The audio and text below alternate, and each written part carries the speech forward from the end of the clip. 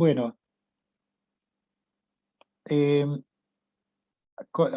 nuevamente se pueden presentar estos estimadores como estimadores de mínimos cuadrados pesados. Nuevamente defino una función de peso y puedo expresar la, la ecuación de estimación como las ecuaciones normales, xi por el residuo, pero con un peso. El peso depende del residuo. Y nuevamente sugiere un algoritmo iterativo para su cálculo.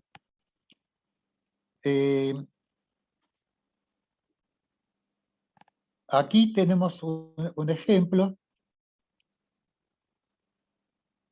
Tenemos el ejemplo inicial, donde tenemos el estimador de mínimos cuadrados, que está afectado por los outliers. Tenemos el estimador L1, que está un poco afectado, y el estimador con el M estimador con la función B-square, que prácticamente no está afectado. Es casi igual al estimador de mínimos cuadrados sin los outliers. Bueno, acá me quedó. Pero hay algo, y acá me tengo que detener por lo siguiente. Resulta que acá parece que hemos alcanzado el paraíso, pero resulta que si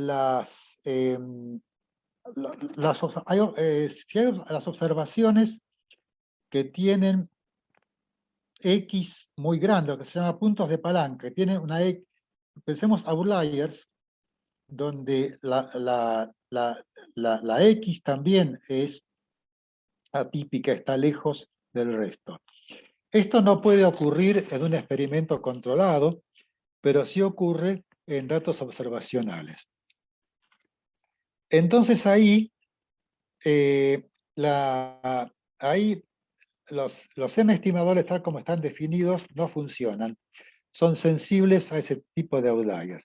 Y esos casos son frecuentes. Lástima que yo pensé que no iba a llegar a este punto y no preparé ningún ejemplo. Pero eso implica que hace falta otro tipo de estimadores, y eso a su vez tiene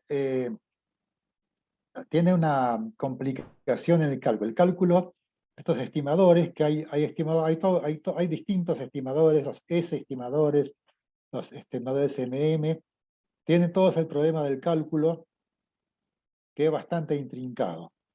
Si quieren más detalles, pueden ver este libro, donde está explicado, y además está acompañado por todo un paquete de funciones de R con el cual se pueden reproducir los ejemplos y se pueden usar para gusto. Con lo cual entonces yo termino ya y a ver. Okay.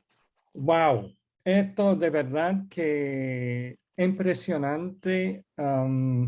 Yo tengo su libro, he leído, pero escuchar los detalles le hace uno mucho más fácil entender la razón. Primero, mi preparación no es en estadística y yo encuentro que usted presentó la cosa de forma bastante sencilla.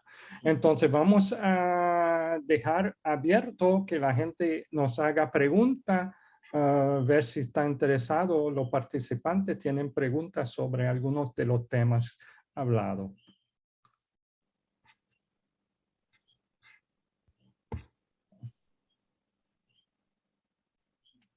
¿Puedo preguntar? Sí. Sí, por favor. Sí, doctor Marona. Muchas gracias por su presentación. Realmente, Raymond, cuida el libro que tienes, ¿ok? Sí, lo voy a cuidar. Estoy muy interesado realmente en examinar, ¿verdad? Especialmente la parte de regresión. Lo que quería preguntarle, sí. Yo tenía la pregunta de las X, pero ya usted pues ha hablado que eso es una complicación extra. Ahora, el ajuste trabaja con la pendiente, pero no con el intercepto. Sí, sí. Hay que recordar que el caso que es el más habitual, que hay un término de un intercept, se incluye haciendo que la primera X sea 1, la primera columna del dataset, Okay. le ponemos 1. Ok. Si ponemos que la primera coordenada de cada vector X sea 1, Ajá. automáticamente eso incluye, entonces el primer coeficiente va a ser la intercept. O sea que el ajuste de la curva no es solamente, de la línea de regresión, no es solamente una rotación, sino también un efecto de subir y bajar la línea. Sí, puede poner cualquier modelo que le guste, sí. Ok, ok. Bien. Esa era una pregunta que tenía. Hay gente que han comenzado a hacer comentarios sobre la evaluación. Doctor Marona, siempre hacemos una evaluación por los participantes y hay alguien que hace la pregunta de tener acceso a la presentación. Sí, vamos a subir la presentación a la hoja, a la página de Analítica Fundación. Esto va a estar ahí en las próximas semanas. Muy bien, bueno. Me alegro. Okay. David, tú tenías una pregunta. Sí, muchas gracias, Raymond. Muchas gracias por la oportunidad. La pregunta, bueno, más bien yo fui una de las personas que justamente pregunté por si va a estar disponible la presentación. Me interesa mucho seguir el ejemplo de la regresión lineal en detalle, utilizando R. Claro, yo soy una persona más hands-on, es decir, me gusta más ver en el código, trabajar este tipo de situaciones. Y también no sé si en su libro usted explora, por ejemplo, usted presentó una transformación convexa, bien, en el sentido entre dos elementos. Para una variable explicativa, eso podría ser, utilizar más variables explicativas. En este caso usted está trabajando con la pendiente de una regresión lineal simple, pero si hay más variables explicativas, también. Sí, lo que pasa es que la última parte fue tan rápida, que no quedó del todo claro. Sí, podemos incluir regresión múltiple, incluye cualquier modelo. Incluye, por ejemplo, si queremos un modelo de regresión cuadrática, podemos tener que hacer que el dataset contenga las 3 columnas. La primera es 1 para la intercept. Las segundas son las X para la pendiente y las terceras son las X al cuadrado para el término cuadrático. O lo que uno le puede ser coseno hiperbólico de X al cubo. Uno puede poner cualquier cosa al modelo. Bien, muchas gracias, muchas gracias. Voy a estar bien pendiente de la literatura. Sí. Gracias.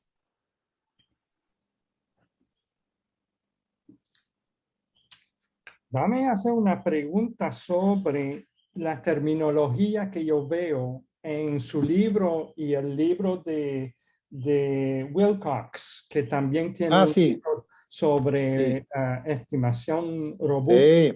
Y usan ustedes los términos de location and scale. Sí. Y eso están sugiriendo que en lado de hablar de promedio y varianza se habla de location y scale. Es lo que es. Bueno, lo que pasa es que si yo me salgo, yo necesito extender la noción de media y varianza. Ya mis estimadores robustos, pensemos en el caso del modelo de posición. Ujú. Voy a estar estimando algo que por ahí no es la media y por ahí no es la varianza. Por ejemplo, la mediana es un estadístico de posición, o sea, la mediana muestral es un estimador de posición y la mediana de la población es un estadístico, es un valor poblacional un valor de posición, es un estadístico de posición. Y si tomo la MAD, que supongo que todos conocen, la Median Absolute Deviation, Right. eso es, uno podría decir, es un desvío robusto, pero mejor decir, bueno, es un estadístico de dispersión. Cuando se aplica a los datos, es un estimador de dispersión, y cuando lo aplica a una distribución, es un estadístico de dispersión. Sí. Y porque al momento estoy escribiendo un paper que donde toda mi estadística es usando análisis robusta, porque tengo mucho outliers. Buenísimo. Y entonces cuando uno de mis colegas vio que tenía que revisar el paper antes que vamos a enviarlo, él no entendía ni pie ni nada de lo que yo estaba escribiendo, ¿okay? Porque no entendía los conceptos distintos de cómo se hacen los estimados. Yo tuve que hacer hasta un parágrafo en el paper explicando cuál es la diferencia entre método robusta y los métodos tradicionales. Entonces, ¿usted ha tenido dificultad en su experiencia utilizar esos conceptos o promoverlo a la gente?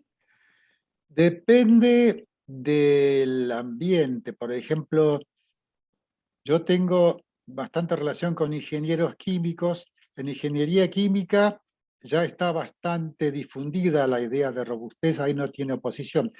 Pero a veces en ciencias biológicas sí hay a veces una resistencia a incorporar conceptos nuevos, porque, por ejemplo, yo había hecho un trabajo con una bioquímica que era asistente, era asistente en un laboratorio, y una mujer joven dispuesta a aceptar, pero su jefe, que era un señor mayor, no quería, pues para él la metodología es así, las cosas son así, las cosas son así. Eso ocurre a veces, especialmente en los laboratorios, donde bueno, hay una metodología que es así, y en particular este señor estaba acostumbrado a una metodología estadística y le decía, las cosas son así, así que hubo que empujar bastante para conseguir que aparecieran conceptos un tanto distintos de lo rutinario. Sí, porque todos mis colegas son ecólogos y parece que Sí, es la primera vez en su vida que escuchan hablar de ese tema. sí, Entonces, sí. vamos a ver cómo lo aceptan el paper cuando lo sometemos. Bueno, bueno. Otras preguntas de la audiencia. No, ahora que me acuerdo, también yo tengo algunos artículos con un grupo, pequeño grupo, que investiga contaminación de medio ambiente y publicados en revistas del tema de medio ambiente, donde yo introduje algunas cosas de robustez muy sencillas, pero hubo que explicar de qué se trataba, porque para un público que no estaba acostumbrado, no hubo dificultad una vez que todo se aclaró, se explicó y se justificó como correspondía. Sí, hay que tomar el tiempo, es algo Sí, sí, innovador. Hay que tomar el sí. tiempo. Entonces, ¿es todo? Bueno, le agradezco a todo el mundo por su presencia. Quiero mencionar que próximo mes, el segundo jueves del mes, tendremos al doctor César Merino de Perú, que nos va a hablar de patrones de contestaciones sesgadas en autoinformes, conceptualización y detección. Entonces, un tema bien diferente, pero eso es el objetivo de Analítica Fundación, de dar una diversidad de temas. Entonces, espero verlo en ese día. Entonces, bueno, entonces muchas gracias por la invitación, ha sido un gusto. Muchas gracias a usted. Hasta la próxima.